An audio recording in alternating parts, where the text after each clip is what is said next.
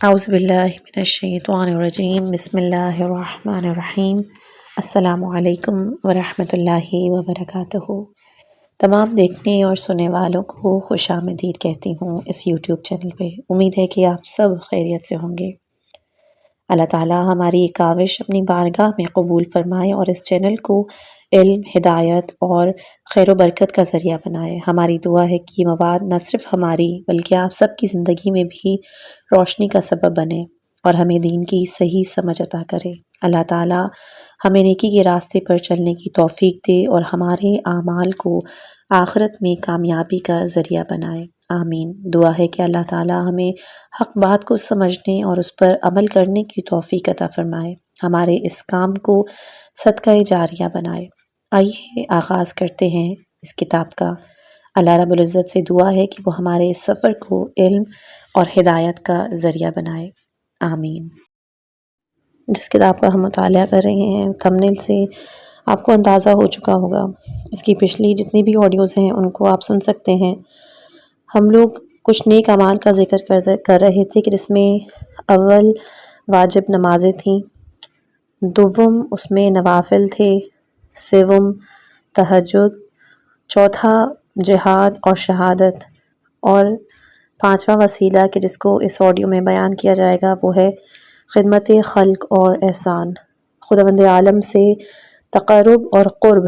صرف نماز، روزہ، حج، زیارات، ذکر اور دعا میں منحصر نہیں اور نہ ہی مساجد اور معابد میں منحصر ہے، بلکہ اجتماعی ذمہ داریوں کو انجام دینا، احسان اور نیکوکاری، مخلوق خدا کی خدمت کرنا بھی کہ جب اس میں قصد قربت ہو تو وہ بھی بہترین عبادت ہے کہ جس کے ذریعے سے اپنے آپ کو بنانا، نفس کی تکمیل کرنا، نفس کی تربیت کرنا اور ذات الہی کے تقرب کا موجب ہوتا ہے۔ اسلام کی نگاہ میں اللہ کا قرب اور سیر و سلوک اور تعبد کے معنی لوگوں سے کنارہ کشی، گوشہ نشینی نہیں، بلکہ اجتماعی ذمہ داریوں کو قبول کرتے ہوئے لوگوں میں رہ کر لوگوں کے ساتھ احسان اور نیکی انجام دینا ہے، مومنین کے ضروریات کو پورا کرنا اور انہیں خوش کرنا ہے، محروم طبقے کا دفاع، مسلمانوں کے امور میں اہتمام کرنا اور ان کے مصائب کو دور کرنا اور خدا کے بندوں کی مدد کرنا، یہ تمام اسلام کی نگاہ میں ایک بہت بڑی عبادتیں ہیں کہ جن کا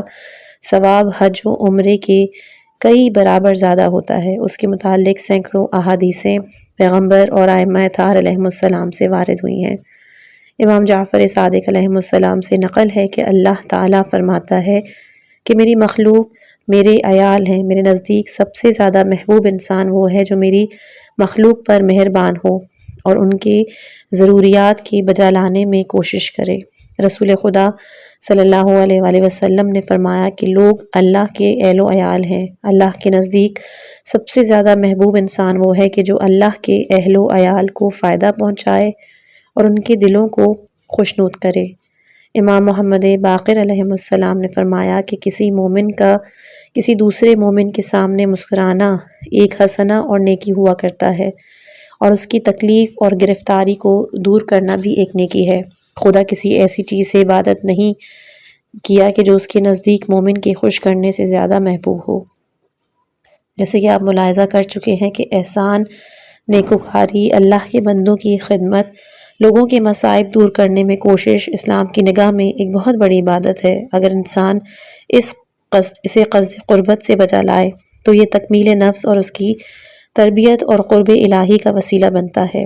افسوس ہے کہ اکثر لوگ صحیح اسلام کو نہ پہچاننے کی وجہ سے اس بہت بڑی اسلامی عبادت سے غفلت برتتے ہیں اور عبادت اور قرب الہی کو فقط نماز، روزہ، دعا اور زیارت ذکر اور ورد میں منحصر جانتے ہیں۔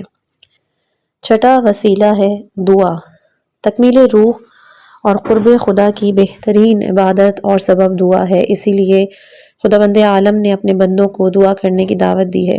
قرآن میں خدا فرماتا ہے کہ مجھ سے مانگو، دعا کرو تاکہ میں تمہیں عنایت کروں۔ جو لوگ میری عبادت کرتے ہیں کرنے سے تکبر کرتے ہیں وہ بہت جلدی اور خاری کی حالت میں جہنم میں داخل ہوں گے۔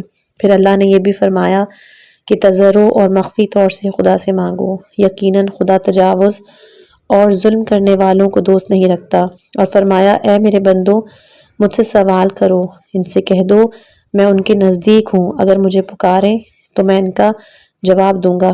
پیغمبر اکرم صلی اللہ علیہ وآلہ وسلم نے فرمایا ہے کہ دعا عبادت کی روح اور مغز ہے۔ امام جعفر صادق علیہ السلام نے فرمایا کہ دعا عبادت ہے۔ خدا فرماتا ہے کہ لوگ میری عبادت کرنے سے تکبر کرتے ہیں۔ خدا کو پکار اور یہ نہ کہہ کہ بس کام ختم ہو چکا ہے۔ لہٰذا خدا کے بندوں کو دعا کرنی چاہیے، کیونکہ وہ تمام وجود میں خدا کا محتاج ہے، بلکہ عین احتیاج اور فقر ہے۔ اگر ایک لحظہ بھی اللہ تعالیٰ کا فیض قطع ہو جائے تو وہ نابود ہو جائے گا۔ جو کچھ بھی بندے کو پہنچتا ہے وہ خدا کی طرف سے ہوتا ہے، لہٰذا بندے کو اس تکوینی احتیاج کو زبان سے اظہار کرنا چاہیے، اپنی احتیاج، اپنا فقر، اپنی بندگی کو عملی طور سے ثابت کرنا چاہیے کہ اس کے سوا کوئی عبادت کا اور مفہوم اور معنی نہیں۔ انسان دعا کرنے کی حالت میں خدا کی یاد میں ہوتا ہے، اس کے ساتھ راز و نیاز کرتا ہے، تضرع و زاری کہ جو عبادت کی رسم ہے غنی مطلق کے سامنے پیش کرتا ہے، دنیا جہان سے اپنی فقر اور احتیاج کو قطع کرتا ہے، خیرات و کمالات کے مرکز اور منبع کے ساتھ ارتباط برقرار کرتا ہے، عالم احتیاط سے پرواز کرتا ہے اور اپنی باطنی آنکھ سے جمال حق کا مشاہدہ کرتا ہے۔ اس کے لیے دعا اور راز و نیاز کی حالت ایک لذیذ ترین اور بہترین حالت ہوتی ہے۔ خدا کے نیک بندے اولیاء اسے کسی قیمت پر، کسی قیمت سے معاملہ نہیں کرتے۔ صحیفہ سجادیہ دوسری دعاؤں کی کتابوں کی طرف رجوع کیجیے کہ کس طرح ائمہ اطہار علیہ السلام راز و نیاز کرتے تھے۔ خدا سے ارتباط اور دعا کی قبولیت کی امید دعا کرنے والے کے دل کو کس طرح آرام اور دل کو گرمی دیتی ہے۔ اگر انسان مصائب اور مشکلات کے حل کے لیے خدا سے پناہ نہ مانگے تو کس طرح وہ مشکلات کا تحمل کر سکتا ہے، زندگی کو گرم و نرم رکھ سکتا ہے۔ دعا مومن کا ہتھیار ہے جس کے وسیلے سے نا امید اور یاس کا مقابلہ کرتا ہے۔ مشکلات کے حل کے لیے غیب کی خدا سے پناہ نہ مانگے تو کس طرح وہ مشکلات کا تحمل کر سکتا ہے اور زندگی کو گرم نرم رکھ سکتا ہے۔ دعا مومن کا ہتھیار ہے جن کے وسیلے سے نا امیدی کا مقابلہ کرتا ہے، مشکلات کے حل کے لیے غیب کی طاقت سے مدد طلب کرتا ہے۔ پیغمبر اور ائمہ علیہ السلام ہمیشہ اس ہتھیار سے استفادہ کیا کرتے، مومنین کو ان سے استفادہ کرنے کی سفارش بھی کیا کرتے تھے۔ امام رضا علیہ السلام نے اپنے اصحاب سے فرمایا کہ انبیاء کے ہتھیار سے فائدہ حاصل کرو۔ پوچھا گیا کہ انبیاء کا ہتھیار کیا ہے تو آپ نے فرمایا کہ دعا۔ امام محمد باقر علیہ السلام نے فرمایا کہ خدا اپنے بندوں میں اسے زیادہ دوست رکھتا ہے جو زیادہ دعا کرتا ہے۔ میں تمہیں وصیت کرتا ہوں کہ سحر کے وقت سے لے کر سورج نکلنے تک دعا کیا کرو، کیونکہ اس وقت آسمان کے دروازے کھول دیے جاتے ہیں، لوگوں کا رزق تقسیم کیا جاتا ہے اور ان کی بڑی بڑی حاجتیں پوری کی جاتی ہیں۔ دعا عبادت ہے، بلکہ عبادت کی روح ہے، آخرت میں اس کا اجر دیا جاتا ہے، مومن کی معراج ہے، عالم قدس کی طرف پرواز ہے، روح کو کامل اور تربیت دیتی ہے، قرب خدا تک پہنچاتی ہے۔ رسول خدا صلی اللہ علیہ وآلہ وسلم نے فرمایا کہ مومن کا ہتھیار دعا ہے، اور دعا دین کا ستون اور زمین اور آسمان کا نور ہے۔ لہٰذا دعا ایک ایسی عبادت ہے کہ اگر اس کے شرائط موجود ہوں اور درست واقع ہو تو نفس کے کمال تک پہنچنے اور قرب خدا کا موجب ہوتی ہے، اور یہ اثر یقینی طور سے دعا پر مرتب ہوتا ہے۔ اسی لیے خدا کے بندے کو کسی حالت، کسی شرائط میں اس بڑی عبادت سے غافل نہیں ہونا چاہیے، کیونکہ کسی وقت بھی بغیر اثر کے نہیں ہوا کرتی، گرچہ اس کا فوری طور سے ظاہر بظاہر اثر مرتب نہ ہو رہا ہو سکتا ہے کہ دعا کرنے والے کی خواہش اور سوال کو مؤخر کر دیا جائے یا دنیا میں بالکل پوری ہی نہ کی جائے، لیکن ایسا ہونا بھی بغیر مصلحت کے نہیں ہوگا۔ کبھی مومن کی دنیاوی خواہش کے قبول کرنے میں واقعاً مصلحت نہیں ہوتی۔ خداوند عالم بندے کی مصلحتوں کو اس سے زیادہ بہتر جانتا ہے، لیکن بندے کو ہمیشہ اپنے احتیاج اور فقر کے ہاتھ کو قادر مطلق کے سامنے پھیلاتے رہنا چاہیے، اپنی حاجتوں کو اس سے طلب کرتے رہنا چاہیے۔ اگر اس کی مصلحت ہوئی تو اسی دنیا میں اس کی حاجتوں کو پورا کیا جائے گا، لیکن خدا کبھی مصلحت دیکھتا ہے کہ اپنے بندے کی حاجت کو مؤخر کر دے تاکہ وہ اللہ سے زیادہ راز و نیاز اور مناجات کرے اور وہ اعلیٰ مقامات و درجات تک جا پہنچے، اور کبھی اللہ اپنے بندے کی مصلحت اس میں دیکھتا ہے کہ اس کی حاجت کو اس دنیا میں پورا نہ کیا جائے تاکہ ہمیشہ وہ خدا کی یاد میں رہے اور آخرت کے جہان میں اس کو بہتر اجر و ثواب ملے۔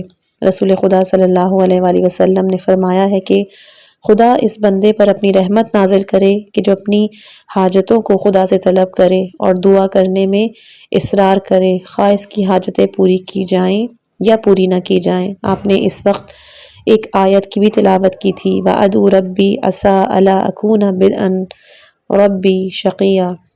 امام جعفر صادق علیہ السلام نے فرمایا کہ کبھی مومن اپنی حاجت کو خدا سے طلب کرتا ہے لیکن خدا اپنے فرشتوں کو حکم دیتا ہے کہ میں اور دعا کو زیادہ سنتا رہوں، بس قیامت میں اس سے کہے گا، اے میرے بندے، تو نے مجھ سے طلب کیا تھا لیکن میں نے تیرے قبول کیے جانے کو مؤخر کر دیا، اب اس کے عوض فلاں ثواب تجھے عطا کرتا ہوں، اس طرح فلانی دعا اور فلانی دعا۔ اس وقت مومن آرزو کرے گا کہ کاش میری کوئی بھی دعا دنیا میں قبول نہ کی جاتی، یہ اس لیے تمنا کرتا ہے کہ جب وہ آخرت کا ثواب دیکھتا ہے۔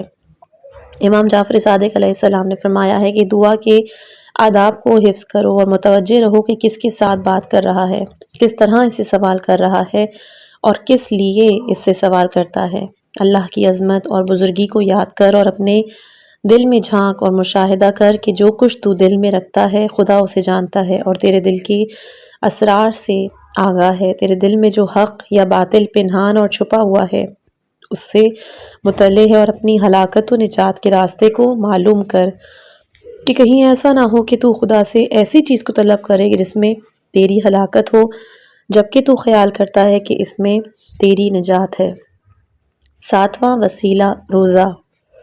تزکیہ نفس اور اس کے پاک کرنے اور خودسازی کے لیے ایک بہت ہی بڑی عبادت جس کے بہت اثرات پائے جاتے ہیں وہ روزہ ہے۔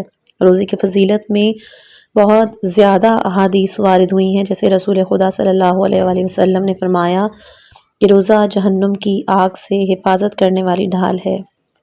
امام جعفر صادق علیہ السلام، خدا فرماتا ہے کہ روزہ میرے لیے ہے اور میں ہی اس کی جزا دوں گا۔ پیغمبر صلی اللہ علیہ وآلہ وسلم نے فرمایا کہ جو شخص ثواب کے لیے ایک مستحبی روزہ رکھے اس کے لیے بخشا جانا واجب ہے۔ رسول خدا صلی اللہ علیہ وآلہ وسلم نے فرمایا کہ اللہ تعالیٰ فرماتا ہے کہ نیک بندوں کے اعمال 10 برابر سے 700 برابر ثواب رکھتے ہیں سوائے روزے کے کہ جو میرے لیے مخصوص ہو تو اس کی جزا میں دوں گا، پس روزے کا ثواب صرف خدا جانتا ہے۔ امیر المومنین علیہ السلام نے روایت کی کہ رسول خدا صلی اللہ علیہ وآلہ وسلم نے معراج کی رات فرمایا، اے میرے خالق، پہلی عبادت کون سی ہے؟ تو اللہ نے فرمایا کہ پہلی عبادت ساکت رہنا اور روزہ ہے۔ پیغمبر صلی اللہ علیہ وآلہ وسلم نے عرض کی، اے میرے خالق، روزے کا اثر کون سا ہے؟ اللہ تعالیٰ نے فرمایا کہ روزے کا اثر دانائی ہے، اور دانائی معرفت کا سبب ہوتی ہے اور معرفت یقین کا سبب بنتی ہے، اور جب انسان یقین کے مرتبے تک پہنچتا ہے تو پھر اس کو کوئی پرواہ نہیں کہ وہ سختی میں ہے یا آرام میں۔ روزہ ایک خاص عبادت ہے جس میں 2 پہلو نفی اور اثبات موجود ہوتے ہیں۔ پہلا، اپنے نفس کو کھانے پینے اور عزیز لذت سے کہ جو شرعاً جائز ہے روکنا اور محافظت کرنا، اس طرح خدا اور رسول پر جھوٹ نہ باندھنا، بعض دوسری چیزوں کو ترک کرنا بھی ہوتا ہے۔ دوسرا، قصد قربت اور اخلاص کہ جو در حقیقت اس عبادت کی روح ہے۔ روزے کی حقیقت نفس کو روکنا، مادی لذات سے حتمی طور سے قصد قربت سے مخالفت کرنا ہوتا ہے۔ کھانا پینا، جنسی عمل، خدا اور رسول پر جھوٹ باندھنا روزے کو باطل کر دیتا ہے۔ فقہی کتابوں میں روزے کی یوں تعریف کی گئی ہے کہ اگر کوئی ان امور یعنی کھانے پینے، جمع خدا اور رسول پر جھوٹ باندھے، انزال منی حق نہ کرنا، غسل ارتماسی، جنابت باقی رہنے کو قصد قربت سے ترک کرے تو اس کی عبادت صحیح ہے۔ اس کی قضا اور کفارہ نہیں بتلایا گیا بلکہ روزہ اس سے زیادہ وسیع معنی میں بیان ہے۔ حدیث میں آیا ہے کہ روزہ صرف کھانے پینے کے ترک کرنے کا نام نہیں بلکہ حقیقی روزے دار وہ ہے کہ جس کے تمام اعضاء و جوارح گناہوں کو ترک کریں، یعنی آنکھوں کے گناہوں سے، اسی طرح زبان اور کان، ہاتھ، پاؤں اور دوسرے اعضاء اپنے اپنے گناہوں کو ترک کریں۔ ایسا روزہ اللہ کے خاص بندوں کا ہے۔ اس سے بلند اور بالا ایک وہ روزہ ہے جو خاص الخاص لوگوں کا روزہ ہے، اور وہ ان چیزوں کے ترک کرنے کے علاوہ اپنے دل کو ہر اس خیال، ہر اس فکر سے فارغ کر دے کہ جو خدا کی یاد سے روکے اور ہمیشہ خدا کی یاد میں رہے، حاضر اور ناظر جانے اور اپنے آپ کو خدا کا مہمان جانے اور اپنے آپ کو خدا کی ملاقات کے لیے آمادہ کرے۔ نمونے کے طور پر اس حدیث کی طرف توجہ کرتے ہیں۔ امام جعفر صادق علیہ السلام فرماتے ہیں کہ روزہ صرف کھانے اور پینے کو ترک کرنے سے حاصل نہیں ہوتا۔ جب روزہ رکھے تو پھر کان اور آنکھ، زبان، شکم، شرمگاہ کو بھی گناہوں سے محفوظ کرے، ساکت رہے، سوائے نیکی اور مفید کلام کے بات کرنے سے رکا رہے، اپنی خدمت کرنے والوں نوکروں سے نرمی کرے، جتنا ہو سکتا ہے ساکت رہے، سوائے خدا کے ذکر کے، اور اس طرح نہ ہو کہ روزے والا دن اس طرح کا ہو کہ جس دن روزہ نہ رکھا ہوا ہو۔ رسول خدا صلی اللہ علیہ وآلہ وسلم نے اپنے خطبے میں فرمایا کہ جو شخص ماہ رمضان کا روزہ ساکت ہو کر رکھے، کان، آنکھ، زبان، شرمگاہ اور دوسرے بدن کے اعضاء کو جھوٹ، حرام، غیبت سے اللہ کے تقرب کی نیت سے روکے رکھے، تو وہ روزہ اس کے تقرب کا اس طرح سبب بنے گا کہ گویا وہ حضرت ابراہیم علیہ السلام کا ہم نشین ہو۔ امام جعفر صادق علیہ السلام نے فرمایا ہے کہ روزہ صرف نہ کھانے اور پینے کا نام نہیں ہے، بلکہ ان کے شرائط ہیں کہ ان کی محافظت کرنی چاہیے تاکہ روزہ کامل اور تام ہو سکے۔ وہ ہے سکوت اور چپ رہنا۔ کیا تم نے حضرت مریم علیہ السلام کی بات نہیں سنی کہ جو آپ نے لوگوں کے جواب میں کہا تھا کہ میں نے اللہ تعالیٰ کے لیے نذر کی ہوئی ہے کہ آج کے دن کسی سے بات نہیں کروں گی، یعنی چونکہ روزے سے ہوں مجھے چپ رہنا چاہیے، لہٰذا جب تم روزہ رکھو اپنی زبان کو جھوٹ بولنے سے روکو، غصہ نہ کرو، گالیاں نہ دو، بری باتیں نہ کرو، جھگڑا لڑائی نہ کرو، ظلم و ستم سے پرہیز کرو، جہالت، بد اخلاقی، ایک دوسرے سے دوری سے پرہیز کرو، اللہ تعالیٰ کی ذکر اور نماز سے غافل نہ رہو، سکوت، صبر و صدق اور برے لوگوں سے دوری کا خیال کرو، بالکل باطل کلام، جھوٹ، بہتان، دشمنی، سوء ظن، غیبت، چغل خوری سے اجتناب کرو، آخرت کی طرف توجہ رکھو، اس دن کے آنے کے انتظار میں رہو کہ جس دن خدا کا وعدہ پورا ہوگا، اور اللہ تعالیٰ کی ملاقات کا سامان مہیا کرو، آرام اور وقار، خشوع و خضوع، ذات کہ جب کوئی بندہ اپنے مولا سے ڈرتا ہے اس کی رعایت کرو، خوف و امید، خوف و ترس کی حالت میں رہو، اور اگر اپنے دل کو عیبوں سے اور اپنے باطن کو دھوکہ دینے سے، بدن کو کثافت سے پاک و صاف کرو، اللہ تعالیٰ کے علاوہ ہر ایک چیز سے بیزاری کرو، اللہ کی حکومت کو روزے کے وسیلے سے اور ظاہر و باطن کو کہ جس سے خدا نے منع کیا ہے خالی کرنے سے قبول کر لیا، اور اللہ تعالیٰ سے خوف و خشیت کو ظاہر اور باطن میں ادا کیا، روزے کے دنوں اپنے نفس کو خدا کے لیے بخش دیا اور اپنے دل کو خدا کے لیے خالی کر دیا، اسے حکم دیا تاکہ وہ اللہ تعالیٰ کے احکام پر عمل کرے۔ اگر اس طرح اور اس کیفیت سے روزہ رکھا تو پھر تو واقعاً روزہ دار ہے اور اپنے وظیفے پر عمل کیا ہے۔ ان چیزوں میں جتنی کمی کرو گے اتنا ہی تیرا روزہ ناقص ہو جائے گا، کیونکہ روزہ رکھنا صرف نہ کھانے اور پینے سے نہیں ہوتا، بلکہ خدا نے روزے کو تمام افعال، اقوال کے جو روزے کو باطل کر دیتے ہیں، حجاب اور مانع قرار دیا ہے۔ بس روزہ رکھنے والے کتنے تھوڑے ہیں اور بھوکے رہنے والے بہت زیادہ۔ اپنے آپ کو سنوارنے میں روزے کا کردار۔ اگر روزے کو اس طرح رکھا جائے جس طرح پیغمبر اسلام صلی اللہ علیہ وآلہ وسلم نے چاہا، اور اسی کیفیت اور شرائط سے بجا لائے کہ جو شریعت نے معین کیا ہے، تو پھر روزہ ایک بہت بڑی قیمتی عبادت ہے، نفس کے پاک کرنے میں بہت زیادہ اثر کرتا ہے۔ روزہ ہر حالت میں نفس کو گناہوں، برے اخلاق سے خالی کرنے اور نفس کو کامل اور زینت دیے جانے والے اور اللہ کے اشراقات سے استفادہ کرنے میں کامل طور سے مؤثر ہوتا ہے۔ روزہ رکھنے والا گناہوں کی ترک کرنے کے وسیلے سے نفس امارہ پر کنٹرول کر کے اپنے قابو میں رکھتا ہے۔ روزے کے دن گناہوں کے ترک کرنے سے نفس کی ریاضت اور عملی تجربے کا زمانہ ہوتا ہے۔ اس زمانے میں نفس کو گناہوں اور کثافت سے پاک کرنے کے علاوہ جائز لذات کھانے پینے سے بھی چشم پوشی کرتا ہے، اور اس وسیلے سے اپنے نفس کو صفا و نورانیت بخشتا ہے، کیونکہ بھوک باطن کے صفا اور خدا کی طرف توجہ کا سبب ہوتی ہے۔ انسان بھوک کی حالت میں غالباً خوشحالی کی حالت پیدا کر لیتا ہے کہ جو پیٹ بھری حالت میں اسے حاصل نہیں ہوتی۔ خلاصہ یہ کہ روزہ تقوی حاصل کرنے میں بہت زیادہ تاثیر رکھتا ہے، اسی لیے قرآن مجید میں تقوی حاصل کرنے کو روزے کے واجب قرار دینے کی غرض بتلایا ہے۔ یہاں تک جو کچھ کہا اور لکھا ہے وہ یہ ہے کہ روزے کا نفس انسان کے پاک کرنے، نفس کو گناہوں اور کثافتوں سے صاف کرنے کا اثر، لیکن روزہ کچھ مثبت اثرات بھی رکھتا ہے کہ جو نفس کو کمال تک پہنچنے اور باطن کے خوشنما ہونے اور ذات الہی تک تقرب کا موجب اور سبب بھی بنتا ہے۔ جیسے پہلا روزہ یعنی نفس کو مخصوص مخدرات سے روکنا، ایک ایسی عبادت کہ جس میں اخلاص، قصد قربت سے نفس کی تکمیل اور تربیت ہوتی ہے اور قرب الہی کا دوسری عبادتوں کی طرح سبب بنتی ہے۔ دوسرا ہے گناہوں اور لذات کے ترک کرنے سے روزے دار کا دل صاف اور پاک ہو جاتا ہے، خدا کے سوا ہر فکر، ہر ذکر سے فارغ ہو جاتا ہے۔ اس وسیلے سے اللہ تعالیٰ کے اشراقات اور فضات اور لقاء اللہ کے استعداد اور قابلیت پیدا کر لیتا ہے۔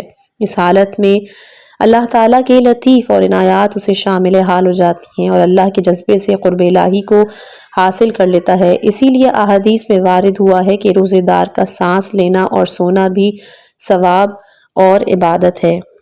تیسرا یہ کہ روزے کے دن عبادتوں، نماز، دعا و قرآن پڑھنے، ذکر و خیرات کی بہترین دن ہوتا ہے، کیونکہ نفس حضور قلب اور اخلاص اور اللہ تعالیٰ کی طرف توبہ کرنے کے لیے دوسرے دنوں سے زیادہ آمادہ اور حاضر ہوتا ہے۔ ماہ رمضان عبادت کی بہار اور خدا کی طرف توجہ کرنے کے لیے بہترین وقت ہوا کرتا ہے۔ اسی لیے احادیث میں ہے کہ جب ماہ رمضان آتا تھا تو امام جعفر صادق علیہ السلام اپنے فرزند سے سفارش کرتے تھے، فرماتے تھے کہ عبادت کرنے میں کوشش کرو، کیونکہ اس مہینے میں رزق تقسیم کیا جاتا ہے، اجل اور موت لکھی جاتی ہے، اس میں وہ لوگ کہ جو خدا کے پاس جائیں گے لکھے جائیں گے۔ ماہ رمضان میں ایک رات ایسی ہے کہ جس میں عبادت کرنا 1000 مہینے سے زیادہ افضل ہے۔ امیر المومنین علیہ السلام نے لوگوں سے فرمایا کہ ماہ رمضان میں دعا زیادہ کیا کرو اور توبہ و استغفار کرو، کیونکہ دعا کے وسیلے سے تم سے مصیبتیں دور کی جائیں گی، توبہ و استغفار کے ذریعے سے تمہارے گناہ مٹ جائیں گے۔ امیر المومنین علیہ السلام نے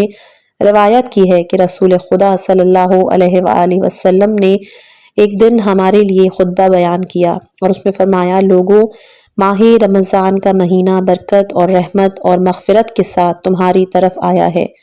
یہ مہینہ دوسرے مہینوں سے خدا کے نزدیک بہترین مہینہ ہے، اس کے دن دونوں سے بہترین دن ہیں، ان کی راتیں راتوں سے بہترین راتیں ہیں، اس کی گھڑیاں گھڑیوں میں سے بہترین گھڑیاں ہیں۔ یہ ایک ایسا مہینہ ہے کہ جس میں تم خدا کی طرف اس میں دعوت دیے گئے ہو اور اللہ تعالیٰ کے نزدیک صاحب کرامت قرار دیے گئے ہو۔ اس میں تمہارا سانس لینا تسبیح کا ثواب رکھتا ہے، تمہارا سونا عبادت کا ثواب رکھتا ہے۔ اس مہینے میں تمہارے اعمال قبول کیے جاتے ہیں، تمہاری دعائیں قبول ہوتی ہیں، بس تم سچی نیت اور پاک دل سے خدا کو پکارو کہ اس نے تمہیں اس میں روزہ رکھنے اور قرآن پڑھنے کی توفیق عنایت فرمائی، کیونکہ بدبخت اور شقی ترین وہ شخص ہے کہ جو اس بزرگ مہینے میں اللہ تعالیٰ کے بخشے جانے سے محروم رہے۔ اس میں اپنی بھوک اور پیاس سے قیامت کی بھوک اور پیاس کو یاد کرو، فقراء اور مساکین کو صدقہ دو، بڑوں کا احترام کرو، اپنے سے چھوٹوں پر رحم کرو اور رشتہ داروں سے صلہ رحمی کرو،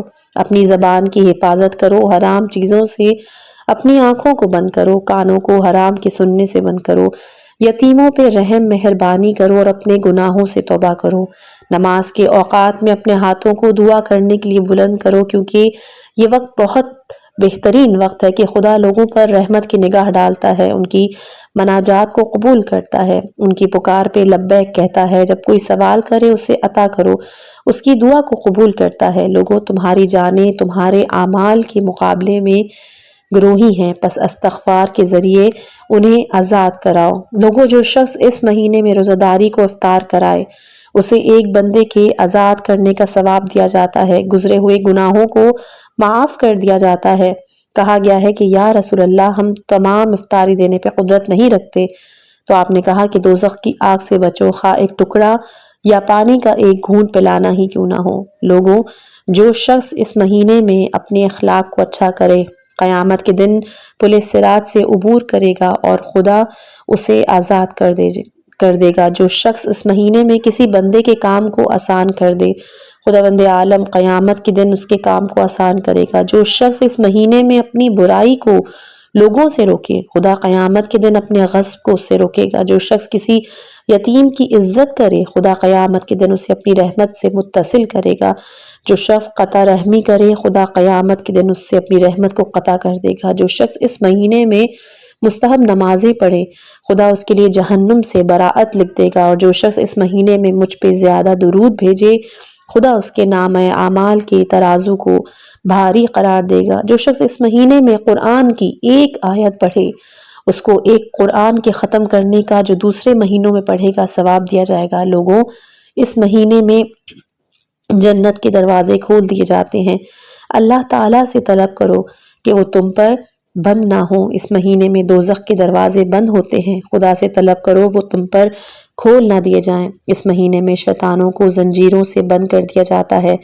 خدا سے طلب کرو کہ ان کو تم پر تسلط اور غلبہ نہ دیا جائے۔ جیسے کہ ان احادیث سے معلوم ہوتا ہے یہ کہ ماہ رمضان پربرکت اور بافضیلت مہینہ ہے۔ یہ عبادت اور اپنے آپ کو بنانے، دعا اور اپنے نفس کی تکمیل اور تربیت کا مہینہ ہے۔ اس مہینے میں عبادت دوسرے مہینوں کے نسبت کئی برابر ثواب رکھتی ہے، یہاں تک کہ اس مہینے میں مومن کا سانس لینا بھی عبادت۔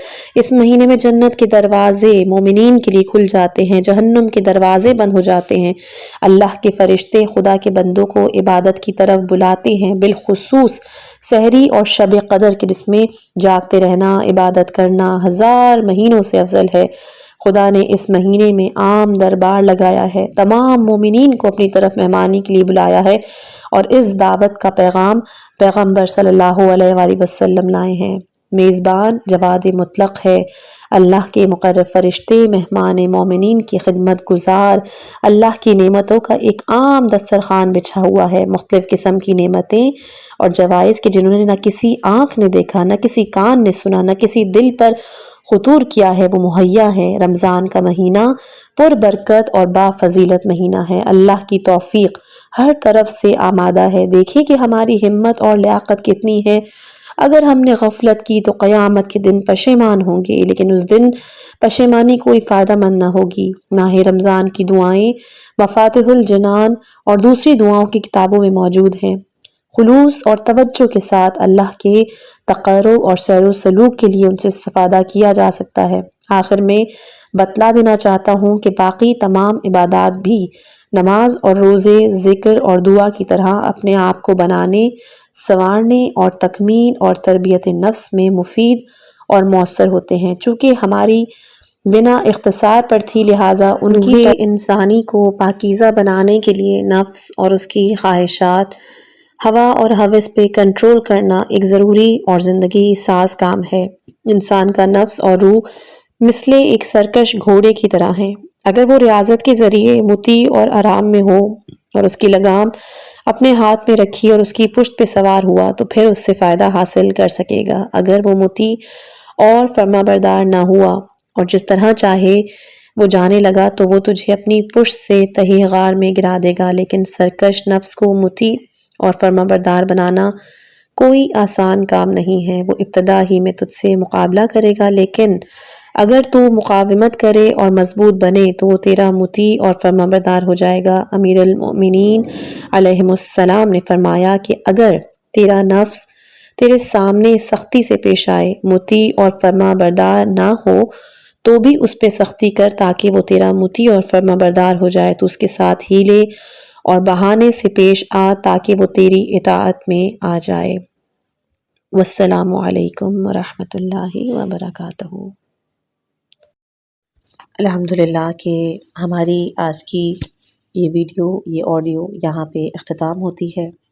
ہم دعا کرتے ہیں کہ اللہ تعالی ہمیں ان باتوں پر عمل کرنے کی توفیق عطا فرمائے اور یہ ویڈیو ہمارے لیے صدقہ جاریہ بنائے۔ اگر آپ کو یہ ویڈیو پسند آئی ہے تو براہ کرم ایسے دوسروں کے ساتھ شیئر کریں تاکہ یہ نیکی کا پیغام زیادہ سے زیادہ لوگوں تک پہنچ سکے۔ ہمیں آپ کی قیمتی فیڈ بیک کا انتظار رہے گا۔ نیچے کمنٹ کریں اور اپنی آراء ضرور شیئر کیجیے گا۔ اگر آپ نے ابھی تک ہمارے چینل کو سبسکرائب نہیں کیا ہے تو براہ کرم اس کو سبسکرائب کر دیجئے، بیل آئیکن کو دبائیں تاکہ ہماری نئی ویڈیوز کی اطلاع آپ سب کو مل سکے۔ جزاک اللہ خیراً۔ اللہ سب کا حامی و ناصر ہو۔ السلام علیکم ورحمۃ اللہ وبرکاتہ۔